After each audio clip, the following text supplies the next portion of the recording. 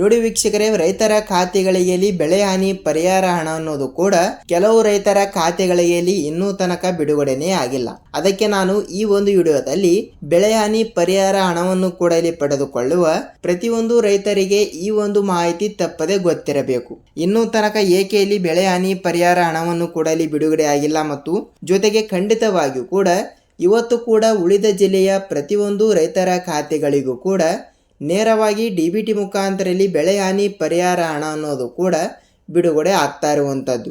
ಹೌದು, ಈ ರೀತಿ ಒಂದು ಮಾಹಿತಿ ಕೊಟ್ಟಿರುವುದರಿಂದ ಪ್ರತಿಯೊಂದು ಬೆಳೆದಾರರಿಗೂ ಕೂಡ ಒಂದು ಭರ್ಜರಿ ಗುಡ್ ನ್ಯೂಸ್ ಅಂದರೆ ತಪ್ಪಾಗಲ್ಲ. ಹೌದು, ಇವತ್ತು ಕೂಡ ಇಲ್ಲಿ ಏನು ಭರ್ಜರಿ ಗುಡ್ ನ್ಯೂಸ್ ಮತ್ತು ಅದೇ ರೀತಿಯಾಗಿ ಕೂಡ ಬೆಳೆ ಹಾನಿ ಪರಿಹಾರ ಹಣವನ್ನು ಕೂಡ ಪಡೆದುಕೊಳ್ಳುವ ಪ್ರತಿಯೊಂದು ರೈತರಿಗೆ ಈ ಒಂದು ಮಾಹಿತಿ ತಪ್ಪದೆ ಗೊತ್ತಾಗಬೇಕು. ಹೌದು, ಯಾವ ಮಾಹಿತಿ ಅಂತ ಇಲ್ಲಿ ಅದನ್ನು ಕೂಡ ತಿಳಿದುಕೊಳ್ಳುತ್ತಾ ಹೋಗೋಣ. ಜೊತೆಗೆ ಈಗಾಗಲೇ ಕರ್ನಾಟಕ ರಾಜ್ಯದಲ್ಲಿ ಇರುವಂತಹ 30ರಿಂದ 31 ಜಿಲ್ಲೆಗಳಲ್ಲಿ ಇರುವಂತಹ ಇಲ್ಲಿ ಅಂದಾಜಾಗಿ ಎಷ್ಟು 14 ಲಕ್ಷ ರೈತರ ಖಾತೆಗಳಿಗೆ ಮಾತ್ರ ಇಲ್ಲಿ ಹಣವನ್ನು ಬಿಡುಗಡೆ ಆಗಿದೆ ಅಂತೆ. ಹೌದು, ಇಷ್ಟು ರೈತರ ಖಾತೆಗಳಿಗೆ ಈಗಾಗಲೇ ಇಲ್ಲಿ ಹಂತ ಹಂತಗಳಾಗಿ ಹಣವನ್ನು ಬಿಡುಗಡೆ ಆಗಿರುವುದರಿಂದ ಉಳಿದ ರೈತರ ಖಾತೆಗಳಿಗೆ ಇಲ್ಲಿ ಯಾವಾಗ ಹಣವನ್ನು ಕೂಡ ಬಿಡುಗಡೆ ಆಗುತ್ತದೆ ಅಂತ ಇಲ್ಲಿ ಬಹಳಷ್ಟು ರೈತರು ಕೂಡ ಕೇಳ್ತಾ ಇರುವಂತದ್ದು. ಹೌದು ವೀಕ್ಷಕರೇ, ಇದು ಇಲ್ಲಿ ಇದೀಗ ಬಂದ ಮಾಹಿತಿಯ ಪ್ರಕಾರ ಇದರ ಬಗ್ಗೆನೂ ಕೂಡ ಸಂಪೂರ್ಣವಾದ ಮಾಹಿತಿ ಏನು ಬಂದಿದೆ ಅಂತ ನಾವು ಈ ಒಂದು ವಿಡಿಯೋದಲ್ಲಿ ಪೂರ್ಣವಾದ ಮಾಹಿತಿಯನ್ನು ತಿಳಿದುಕೊಳ್ಳುತ್ತಾ ಹೋಗೋಣ. ಜೊತೆಗೆ ನೋಡಿ, ಖಂಡಿತವಾಗಿಯೂ ಕೂಡ ಹಂತ ಹಂತಗಳಾಗಿ ಇವತ್ತು ಕೂಡ ಇಲ್ಲಿ 10ರಿಂದ 15 ಜಿಲ್ಲೆಗಳಿಗೂ ಕೂಡ ನೇರವಾಗಿ ಹಣವನ್ನು ಬಿಡುಗಡೆ ಆಗ್ತಾ ಇರುವಂತದ್ದು. ಹೌದು, ಯಾವ ಜಿಲ್ಲೆಗಳಿಗೂ ಕೂಡ ಇಲ್ಲಿ ಇವತ್ತು ಕೂಡ ಹಣವನ್ನು ಬಿಡುಗಡೆ ಆಗುತ್ತದೆ ಅಂತ ಇಲ್ಲಿ ಅದನ್ನು ಕೂಡ ತಿಳಿದುಕೊಳ್ಳುತ್ತಾ ಹೋಗೋಣ. ಹೌದು, ಈ ಎಲ್ಲದರ ಬಗ್ಗೆ ಮಾಹಿತಿ ಏನು ಬಂದಿದೆ ಮತ್ತು ಅದೇ ರೀತಿಯಾಗಿಯೂ ಕೂಡ ಸಂಪೂರ್ಣವಾದ ಮಾಹಿತಿ ಏನು ಬಂದಿದೆ ಏನಿಲ್ಲ ಎನ್ನುವುದರ ಜೊತೆಗೆ ನಾವು ಈ ಒಂದು ವಿಡಿಯೋದಲ್ಲಿ ಪೂರ್ಣವಾದ ಮಾಹಿತಿಯನ್ನು ತಿಳಿದುಕೊಳ್ಳುತ್ತಾ ಹೋಗಬಹುದು. ಹೌದು, ಈ ಎಲ್ಲದರ ಬಗ್ಗೆ ಮಾಹಿತಿ ಏನು ಬಂದಿದೆ ಅಂತ ನಾವು ಈ ಒಂದು ವಿಡಿಯೋದಲ್ಲಿ ಪೂರ್ಣವಾದ ಮಾಹಿತಿಯನ್ನು ತಿಳಿದುಕೊಳ್ಳುತ್ತಾ ಹೋಗುವುದರ ಜೊತೆಗೆ ಸಂಪೂರ್ಣವಾದ ಮಾಹಿತಿ ಈ ಒಂದು ವಿಡಿಯೋದಲ್ಲಿ ಪೂರ್ಣವಾದ ಮಾಹಿತಿ ತಿಳಿದುಕೊಳ್ಳುತ್ತಾ ಹೋಗಬಹುದು. ಅದಕ್ಕಿಂತ ಮುಂಚೆಯಲ್ಲಿ ನೋಡಿ, ತಪ್ಪದೆ ತಮ್ಮಲ್ಲಿ ಒಂದೇ ಒಂದು ರಿಕ್ವೆಸ್ಟ್ ಏನೆಂದರೆ ನೋಡಿ, ನೀವೇನಾದರೂ ಮೊದಲ ಬಾರಿಗೆ ನಮ್ಮ ಚಾನಲ್ಗೆ ಹೊಸಬರಾಗಿದ್ದರೆ ತಪ್ಪದೆ ನಮ್ಮ ಚಾನಲ್ಗೆ ದಯವಿಟ್ಟು ಸಬ್ಸ್ಕ್ರೈಬ್ ಮಾಡಿ ಮತ್ತು ಅಲ್ಲೇ ಪಕ್ಕದಲ್ಲಿರುವ ಬೆಲ್ ಐಕಾನ್ ಅನ್ನು ನೀವು ಕ್ಲಿಕ್ ಮಾಡಬಹುದು. ಯಾಕೆಂದರೆ ನಾವು ಪ್ರತಿಯೊಂದು ಹೊಸ ವಿಡಿಯೋನು ಬಿಟ್ಟಾಗ ನಿಮಗೆ ಪಟ್ಟನೆ ನೋಟಿಫಿಕೇಶನ್ ಬರುತ್ತದೆ.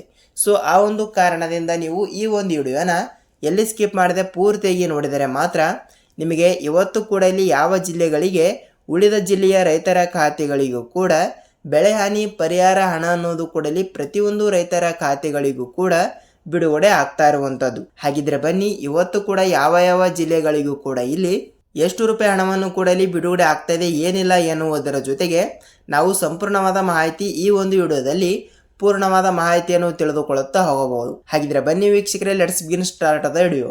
ನೋಡಿ, ಬೆಳೆ ಹಾನಿ ಪರಿಹಾರ ಹಣವನ್ನು ಕೂಡ ಪಡೆದುಕೊಳ್ಳುವ ಪ್ರತಿಯೊಂದು ರೈತರು ಕೂಡ ಈ ಒಂದು ಚಿಕ್ಕ ಕೆಲಸವನ್ನು ತಪ್ಪದೆ ಮಾಡಲೇಬೇಕು. ಕೆಲವರು ರೈತರು ಕೂಡ ಕೇಳ್ತಾ ಇರ್ತಾರೆ ಮತ್ತು ಸರ್, ನಮ್ಮ ಖಾತೆಗಳಿಗೆ ಏಕೆ ಹಣವನ್ನು ಬಿಡುಗಡೆ ಆಗಿಲ್ಲ?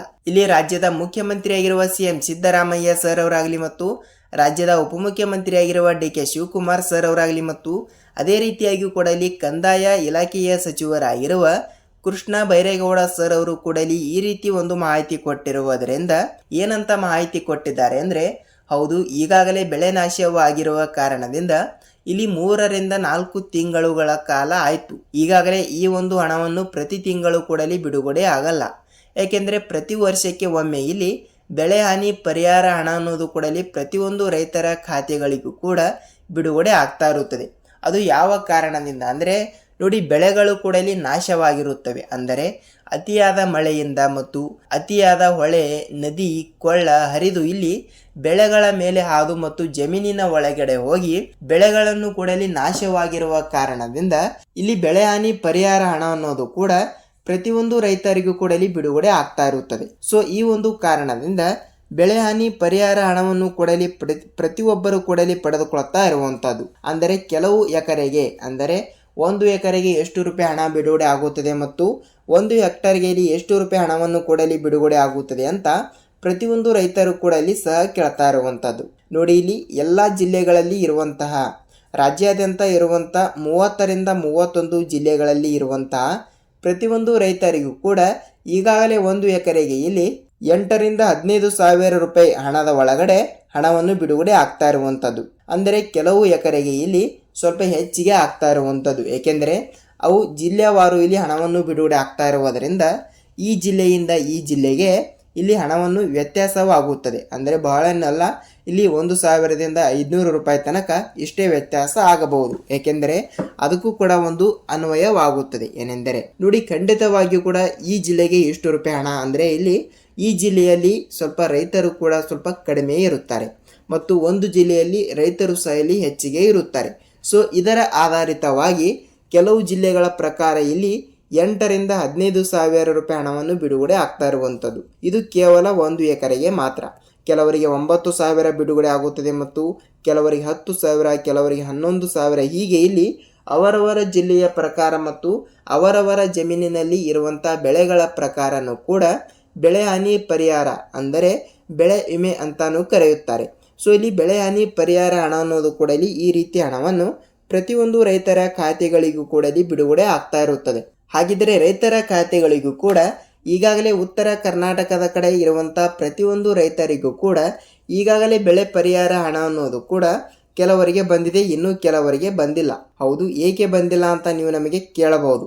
ಹೌದು ವೀಕ್ಷಕರೇ, ಏಕೆ ಬಂದಿಲ್ಲ ಅಂತ ನೋಡ್ತಾ ಹೋದರೆ ನೋಡಿ, ಖಂಡಿತವಾಗಿಯೂ ಕೂಡ ಈಗಾಗಲೇ ಪ್ರತಿಯೊಬ್ಬರಿಗೂ ಕೂಡ ಇಲ್ಲಿ ಹಣವನ್ನು ಬಿಡುಗಡೆ ಆಗಿರುವುದರಿಂದ ಮೊದಲನೆಯ ಕಂತಿನಲ್ಲಿ ಇಷ್ಟು ರೂಪಾಯಿ ಹಣ ಮತ್ತು ಎರಡನೆಯ ಕಂತಿನಲ್ಲಿಯೂ ಕೂಡ ಇಷ್ಟು ರೂಪಾಯಿ ಹಣ ಅಂತ ಜಿಲ್ಲೆಗಳನ್ನು ಕೂಡ ಇಲ್ಲಿ ವಿಂಗಡಣೆ ಮಾಡಿರುವ ಸಲುವಾಗಿ ಇಲ್ಲಿ ಕಂತುಗಳ ಬಗ್ಗೆನೂ ಕೂಡ ನಾವು ಸ್ವಲ್ಪ ತಿಳಿದುಕೊಳ್ಳುತ್ತಾ ಹೋಗಲೇಬೇಕು. ಕೆಲವು ರೈತರು ಕೂಡ ಇಲ್ಲಿ ಕಮೆಂಟ್ ಮಾಡ್ತಾರೆ, ಏನೆಂದರೆ ಸರ್ ನಮಗೆ 2ರಿಂದ 3,000 ರೂಪಾಯಿ ಹಣ ಮಾತ್ರ ಬಂದಿದೆ ಮತ್ತು ಇನ್ನೂ ಉಳಿದ ನಮ್ಮ ಜಮೀನು ಇಲ್ಲಿ 4ರಿಂದ 5 ಎಕರೆ ಇದೆ, ಆದರೆ ನಮ್ಮ ಖಾತೆಗೆ ಬಂದಿದ್ದು ಇಲ್ಲಿ ಕೇವಲ 2ರಿಂದ 3,000 ರೂಪಾಯಿ ಹಣ ಮಾತ್ರ ಅಂತ ಕೆಲವು ರೈತರು ಕೂಡ ಇಲ್ಲಿ ಕೇಳ್ತಾ ಇರ್ತಾರೆ. ಹೌದು ನೋಡಿ, ಇಷ್ಟು ಎಕರೆಗೆ ಇಲ್ಲಿ ಇಷ್ಟು ಹಣ ಅಂದರೆ ಇದು ಯಾವ ಲೆಕ್ಕ ಹೇಳಿ ಅಲ್ವಾ? ಅದಕ್ಕಾಗಿ ಖಂಡಿತವಾಗಿ ಕೂಡ ನೋಡಿ, ಪ್ರತಿಯೊಂದು ರೈತರು ಕೂಡ ನಮ್ಮ ಎಚ್ಚರವನ್ನು ಇಲ್ಲಿ ನಾವೇ ಕಂಡುಕೊಳ್ಳಬೇಕು. ಅಂದರೆ ನೋಡಿ, ಖಂಡಿತವಾಗಿಯೂ ಕೂಡ ತಪ್ಪದೆ ಈ ಒಂದು ರೂಲ್ಸನ್ನು ಎಲ್ಲರೂ ಕೂಡ ತಪ್ಪದೆ ಪಾಲಿಸಿದರೆ ನಿಮಗೆ ಬೆಳೆ ಹಾನಿ ಪರಿಹಾರ ಹಣ ಅನ್ನೋದು ಕೂಡ ಯಾವಾಗ ಬಿಡುಗಡೆ ಆಗುತ್ತದೆ ಅಂದರೆ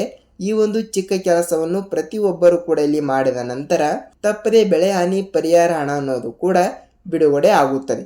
ಹೌದು, ಯಾವ ಚಿಕ್ಕ ಕೆಲಸ ಅಂತ ನೀವು ನಮಗೆ ಕೇಳ್ತಾ ಇರ್ಬೋದು. ನೋಡಿ ವೀಕ್ಷಕರೇ, ಅದಕ್ಕಂತಾನೆ ನಾನು ಈ ಒಂದು ವಿಡಿಯೋದಲ್ಲಿ ಯಾವ ರೂಲ್ಸ್ ಅಂತ ಇಲ್ಲಿ ಹೇಳ್ತಾ ಇದ್ದೀನಿ ನೋಡಿ. ಏನೆಂದರೆ ನೋಡಿ, ಖಂಡಿತವಾಗಿಯೂ ಕೂಡ ನಿಮ್ಮ ತಾಲೂಕಿನಲ್ಲಿ ಇರುವಂತಹ ರೈತ ಸಂಪರ್ಕ ಕೇಂದ್ರ ಇರುತ್ತದೆ ಮತ್ತು ಅದೇ ರೀತಿಯಾಗಿ ಕೂಡ ಇಲ್ಲಿ ಕೃಷಿ ಇಲಾಖೆ ಅಂತ ಇಲ್ಲಿ ಇದೇ ಇರುತ್ತದೆ. ಪ್ರತಿಯೊಂದು ಜಿಲ್ಲೆಗಳಲ್ಲಿ ಕೂಡ ಇರುತ್ತದೆ ಮತ್ತು ತಾಲೂಕಿನಲ್ಲಿಯೂ ಕೂಡ ಸಹ ಇರುತ್ತದೆ. ರೈತ ಸಂಪರ್ಕ ಕೇಂದ್ರಕ್ಕೆ ನೀವು ಒಂದು ಸಲ ಭೇಟಿ ನೀಡಿ FID ಕೂಡ ಮಾಡಿಸಬೇಕು. ನಾನು ಪ್ರತಿಯೊಂದು ವಿಡಿಯೋದಲ್ಲಿ ಕೂಡ ಹೇಳ್ತಾ ಇದ್ದೀನಿ ಮತ್ತು ಈ ಒಂದು ವಿಡಿಯೋದಲ್ಲಿ ಕೂಡ ಹೇಳ್ತಾ ಇದ್ದೀನಿ. ತಪ್ಪದೆ FID ಕೂಡ ಹೇಗೆ ಮಾಡಿಸಬೇಕು ಮತ್ತು ಯಾವ ಯಾವ ಡಾಕ್ಯುಮೆಂಟ್ಗಳು ಕೂಡ ಇಲ್ಲಿ ಬೇಕು ಅಂತ ನೀವು ನಮಗೆ ಕೇಳ್ತಾ ಇದ್ರೆ ನೋಡಿ ವೀಕ್ಷಕರೇ, ಬಹಳ ಸಿಂಪಲ್. ಇಲ್ಲಿ ಖಂಡಿತವಾಗಿಯೂ ಕೂಡ ನಿಮ್ಮ ಬ್ಯಾಂಕ್ ಪಾಸ್ಬುಕ್ ಜೆರಾಕ್ಸ್ ಮತ್ತು ನಿಮ್ಮ ಆಧಾರ್ ಕಾರ್ಡ್ ಮತ್ತು ನಿಮ್ಮ ಆಧಾರ್ ಕಾರ್ಡ್ಗೆ ಲಿಂಕ್ ಇರುವಂಥ ಮೊಬೈಲ್ ನಂಬರ್ ಮತ್ತು ಅದೇ ರೀತಿಯಾಗಿ ಕೂಡ ಇನ್ನೊಂದು ಡಾಕ್ಯುಮೆಂಟ್ ಏನೆಂದರೆ ನಿಮ್ಮ ಜಮೀನಿನಲ್ಲಿ ಉತಾರಿ ಅಂದರೆ ಪಹಣಿ ಉತಾರಿ. ತಪ್ಪದೆ ಈ 3ರಿಂದ 4 ಡಾಕ್ಯುಮೆಂಟ್ಗಳನ್ನು ಕೂಡ ತೆಗೆದುಕೊಂಡು ತಪ್ಪದೆ ಖಂಡಿತವಾಗಿಯೂ ಕೂಡ ನಿಮ್ಮ ತಾಲೂಕಿನಲ್ಲಿ ಇರುವಂತಹ ರೈತ ಸಂಪರ್ಕ ಕೇಂದ್ರಕ್ಕೆ ನೀವು ಒಂದು ಸಲ ಭೇಟಿ ನೀಡಿ ತಪ್ಪದೆ FID ಕೂಡ ಮಾಡಿಸಬೇಕು. ಖಂಡಿತವಾಗಿಯೂ ಕೂಡ ಈ ಒಂದು ಚಿಕ್ಕ ಕೆಲಸವನ್ನು ಪ್ರತಿಯೊಬ್ಬರು ಕೂಡ ಮಾಡಿ ನೇರವಾಗಿ ಹಣವನ್ನು ಬರುತ್ತದೆ. ಹೌದು, ಇದೊಂದು ಕೆಲಸ ಆಯಿತು, ಇಲ್ಲಿ ಎಲ್ಲ ಓಕೆ. ಆದರೆ ನಿಮ್ಮ ಬ್ಯಾಂಕಿನಲ್ಲಿ DBT ಮುಖಾಂತರ ಹಣವನ್ನು ಬರಬೇಕಾದ್ರೆ ಅದಕ್ಕೊಂದು ರೂಲ್ಸನ್ನು ನೀವು ತಪ್ಪದೆ ಪಾಲಿಸಬೇಕು. ಇದೇನು ಇಲ್ಲಿ ಕಂಡೀಷನ್ ಅಂತಾನೆ ಇಲ್ಲ. ಏಕೆಂದರೆ ಖಂಡಿತವಾಗಿಯೂ ಕೂಡ ಇಲ್ಲಿ ನೋಡಿ, ನಿಮ್ಮ ಬ್ಯಾಂಕಿಗೆ ನೀವು ಒಂದು ಸಲ ಭೇಟಿ ನೀಡಿ. ಅಂದರೆ ನಾನು ಯಾಕೆ ಹೇಳ್ತಾ ಇದ್ದೀನಿ ಅಂದರೆ ನೀವು ಅಂದರೆ ರೈತರು ಅಂದರೆ ಜಮೀನಿನಲ್ಲಿ ಇಲ್ಲಿ ಕೆಲಸ ಮಾಡ್ತಾ ಇರ್ತಾರೆ ಮತ್ತು ಅವರಿಗೆ ಯಾವುದೇ ರೀತಿಯಾಗಿ ಕೂಡ ಇಲ್ಲಿ ಸಮಯ ಸಿಗಲ್ಲ. ಆ ಒಂದು ಕಾರಣದಿಂದ ಅವರ ಬ್ಯಾಂಕಿಗೆ ನೀವು ಒಂದು ಸಲ ಭೇಟಿ ನೀಡಲೇಬೇಕು. ಏಕೆಂದರೆ 2ರಿಂದ 3 ತಿಂಗಳ ಕಾಲ ಯಾವುದೇ ರೀತಿಯಾಗಿ ಕೂಡ ನಿಮ್ಮ ಪಾಸ್ಬುಕ್ಕನ್ನು ನೀವು ಒಂದು ಸಲ ಪರಿಶೀಲಿಸಿಲ್ಲ ಮತ್ತು ನಿಮ್ಮ ಬ್ಯಾಂಕಿಗೆ ನೀವು ಹೋಗಿಲ್ಲ, ಏನೂ ಮಾಡಿಲ್ಲ ಅಂದರೆ ನಿಮ್ಮ ಪಾಸ್ಬುಕ್ಕನ್ನು ಇಲ್ಲಿ ರದ್ದು ಆಗ್ತಾ ಇರುತ್ತವೆ. ಅಂದರೆ ಡೆಡ್ ಅಕೌಂಟ್ ಅಂತ ಇಲ್ಲಿ ಕನ್ಸಿಡರ್ ಆಗುತ್ತದೆ. ಸೊ ಆ ಒಂದು ಕಾರಣದಿಂದ ತಪ್ಪದೆ ಖಂಡಿತವಾಗಿಯೂ ಕೂಡ ನಿಮ್ಮ ಬ್ಯಾಂಕಿಗೆ ನೀವು ಒಂದು ಸಲ ಭೇಟಿ ನೀಡಿ ನಿಮ್ಮ ಪಾಸ್ಬುಕ್ಕನ್ನು ತೆಗೆದುಕೊಂಡು ಖಂಡಿತವಾಗಿಯೂ ಕೂಡ ಪಾಸ್ಬುಕ್ಕನ್ನು ಒಂದು ಸಲ ಪರಿಶೀಲಿಸಿ ಮತ್ತು ಹಣವನ್ನು ಜಮಾವಣೆ ಆದರೂ ಕೂಡ ಆಗಬಹುದು. ಏಕೆಂದರೆ ಹಂತಗಳಾಗಿ ಹಣವನ್ನು ಕೂಡ ಇಲ್ಲಿ ಬಿಡುಗಡೆ ಆಗ್ತಾ ಇರುವುದರಿಂದ ಪ್ರತಿಯೊಂದು ಬೆಳೆ ಹಾನಿ ಪರಿಹಾರ ಹಣವನ್ನು ಕೂಡ ಇಲ್ಲಿ ಪಡೆದುಕೊಳ್ಳುತ್ತಿರುವವರಿಗೆ ಒಂದು ಭರ್ಜರಿ ಗುಡ್ ನ್ಯೂಸ್ ಅಂದರೆ ತಪ್ಪಾಗಲ್ಲ. ನೇರವಾಗಿ ತಪ್ಪದೆ ನಿಮ್ಮ ಪಾಸ್ಬುಕ್ಕನ್ನು ಒಂದು ಸಲ ಪರಿಶೀಲಿಸಿ ಜೊತೆಗೆ ಇಲ್ಲಿ ಖಂಡಿತವಾಗಿ ಕೂಡ ಈ KYC ಆ್ಯಕ್ಟಿವ್ ಇದೆಯಾ ಇಲ್ವಾ ಅಂತ ನೀವು ಒಂದು ಸಲ ಪರಿಶೀಲಿಸಬೇಕು. ಖಂಡಿತವಾಗಿಯೂ ಕೂಡ ಈ ಎಲ್ಲ ಸಣ್ಣ ಪುಟ್ಟ ಕೆಲಸಗಳನ್ನು ನೀವೇ ಮಾಡಬೇಕು. ಹೌದು, ಖಂಡಿತವಾಗಿಯೂ ಕೂಡ ನೇರವಾಗಿ ಬೆಳೆಹಾನಿ ಪರಿಹಾರ ಹಣ ಅನ್ನೋದು ಕೂಡ ತಪ್ಪದೆ ಪಡೆದುಕೊಳ್ಳುತ್ತಾ ಹೋಗುತ್ತೀರಿ. ಹೌದಲ್ವಾ? ಇದಿಷ್ಟು ಈ ದಿನದ ಮಾಹಿತಿ. ಮತ್ತು ನಿಮಗೆ ಏನೇ ಡೌಟ್ ಇದ್ದರೂ ಕೂಡ ನೀವು ನಮಗೆ ಕಮೆಂಟ್ ಮೂಲಕ ಮಾಹಿತಿ ತಿಳಿಸಿ, ಮತ್ತು ನಾವು ನೆಕ್ಸ್ಟ್ ಅದರ ಬಗ್ಗೆನೂ ಕೂಡ ಇಲ್ಲಿ ರಿಸರ್ಚ್ ಮಾಡಿ ವಿಡಿಯೋನ ಮಾಡ್ತಾ ಇರ್ತೀವಿ. ನೋಡಿ ವೀಕ್ಷಕರೇ, ಇದಿಷ್ಟು ಈ ದಿನದ ಮಾಹಿತಿ. ಮತ್ತು ಈ ಒಂದು ವಿಡಿಯೋದ ಬಗ್ಗೆ ನಿಮಗೆ ಏನೇ ಡೌಟ್ ಇದ್ದರೂ ಕೂಡ ಮತ್ತು ನಿಮ್ಮ ಅನಿಸಿಕೆ ಅಂಡಲಿ ಅಭಿಪ್ರಾಯಗಳನ್ನು ತಪ್ಪದೇ ತಿಳಿಸುವುದರ ಜೊತೆಗೆ ಈ ಒಂದು ವಿಡಿಯೋನ ಪೂರ್ತಿಯಾಗಿ ನೋಡೋದಕ್ಕೆ ಧನ್ಯವಾದಗಳು. ಹಾಗೆ ಜೊತೆಗೆ ವಿಡಿಯೋನ ಲೈಕ್ ಮಾಡುವುದರ ಜೊತೆಗೆ ನಾವು ಮತ್ತೊಂದು ವಿಡಿಯೋದಲ್ಲಿ ಭೇಟಿಯಾಗೋಣ.